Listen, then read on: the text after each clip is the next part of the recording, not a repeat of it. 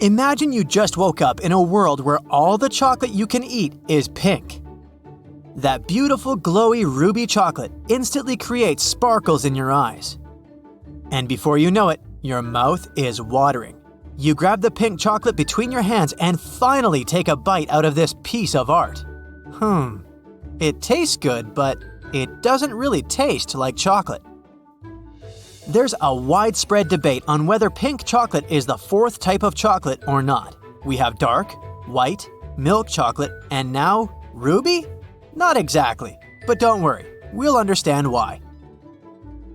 Ruby chocolate appeared on the market in 2017 through a Swiss-Belgian company called Berry Callebaut. How they make chocolate pink is a manufacturing secret, but they did open up a little about the process. You might not know this, but it takes a while before you can get from a cocoa bean to a chocolate bar. After harvesting the cocoa pods, one has to dry and ferment the cocoa beans. This process of fermentation is usually what gives the chocolate its rich and complex flavor. Then, you have to roast the beans, which is when they'll acquire the dark chocolate color we're used to. After grinding the beans into cacao nibs, the last part of the process involves melting the nibs into a type of chocolate sauce that will be mixed with sugar, butter, milk, or whatever you wish to mix it with. Some beans are naturally purplish, and they change into a darker color during the fermentation process. But to make ruby chocolate, manufacturers have to halt the fermentation somewhere in the middle. That's how they preserve some of their original purpleness, which added with a few other secret ingredients can become pink. If this video is stimulating your taste buds, you can go outside to the nearest convenience store and look for a ruby Kit Kat.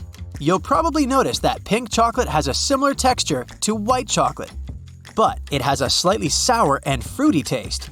That's probably due to the fermentation process we just talked about. In case you can't find a pink Kit Kat outside, there's another recipe that gets close enough to the original ruby chocolate taste. According to chocolate expert Angus Kennedy, you can chew on a piece of white chocolate. Add some raspberries and a little piece of milk chocolate. That's more or less what a ruby chocolate bar will taste like. Oh, fun fact, there's also a wide debate on whether white chocolate is actually chocolate or not. Scientists argue that we can't call it white chocolate because it doesn't have any cocoa beans in it. White chocolate is simple cocoa butter mixed with sugar and has some vanilla to add to the flavor. Other studies say that what is legally required to call something chocolate is a simple percentage of cocoa fat. And if that is indeed the rule, well, then white chocolate could be called chocolate, no problem. Anyways, why did pink chocolate get so popular? The thing is that we don't eat only with our mouths. Eating involves all of our senses. The size, shape, color, and surface texture all play an important part in how appealing a food might be to us. The smell will also determine a lot of our eating desires. Crazy as it might seem, the smell of something can already activate your taste buds. But primarily, we eat with our eyes. I mean, look at this beautiful pink chocolate ganache. And this ruby chocolate mousse. It's aesthetically pleasing and looks like you're about to eat one of the colors of the rainbow. Yum! Eating with our eyes has been a reality for us humans since the beginning of time. Let's take our primate ancestors as an example. Science speculates that primates might have developed a trichromatic vision to spot the nutritious and colorful fruits among the dark green canopy. I'm betting that even looking at all these delicious images of food is making you crave the things we're talking about. But our brains aren't all that smart when it comes to eating, and we're easily tricked. For example, if you drink a pink liquid that tastes like a banana, it will take a while for your brain to process it correctly, as your normal expectation is for the drink to taste like strawberry. Another study shows how our brain perceives roughness as a quality of healthy eating, even when that's not exactly the case. If I gave you a piece of rough brownies and soft ones and asked you to eat the ones with fewer calories, you'd probably choose the rougher ones. This study from the Journal of Consumer Research shows that foods with rough textures feel heartier and healthier, even if they have the same nutritional value as softer versions. That's why we eat granola bars and trail mixes thinking we are eating super healthy when they are very high in calories. Even today, we are masters at eating with our eyes. Social media stimulates the first thing you do once you order food is to take a picture of it. The prettier the plating and the food itself, the more likes a person is likely to get, and the more a restaurant owner can sell dinner platters. On the bright side, it seems like cuisines all over the world are getting more and more inventive. Have you ever heard of a rainbow bagel? The internet was obsessed with this bagel a few years ago, and rightly so. The dough of this pastry looks more like Play-Doh than something edible. But it's a spectacle for the eye and extremely popular amongst young children and adults alike. It's like eating sunshine, one of its admirers says. The brighter the colors, the better in this case. And what about edible everyday items like a hairbrush? I swear this is a cake inside. As much as it might feel weird to eat a hairbrush cake, it's also very cool. This new social media trend is pretty surprising and filled with odd edible items such as edible Polaroid cameras, edible hand soaps, edible water bottles, edible handbags. Really, the list goes on.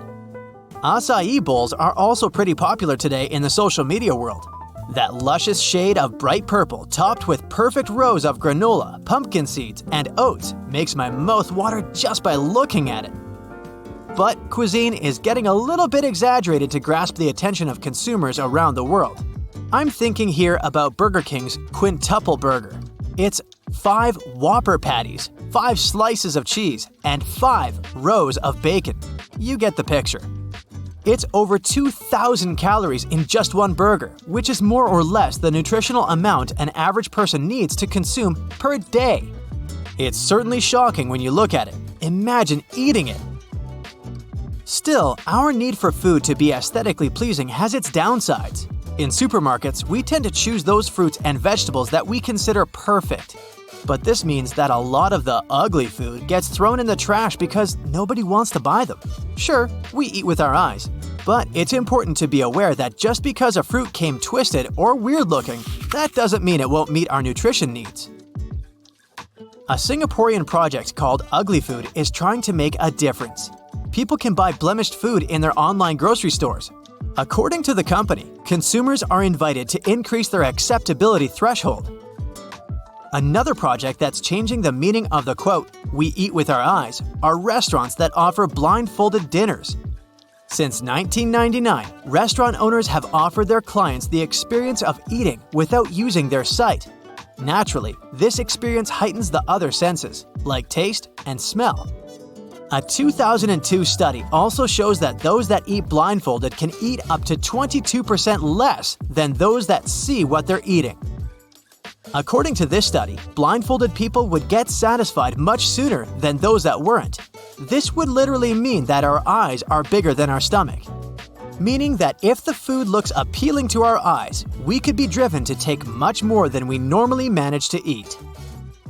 That's it for today. So hey, if you pacified your curiosity, then give the video a like and share it with your friends. Or if you want more, just click on these videos and stay on the bright side.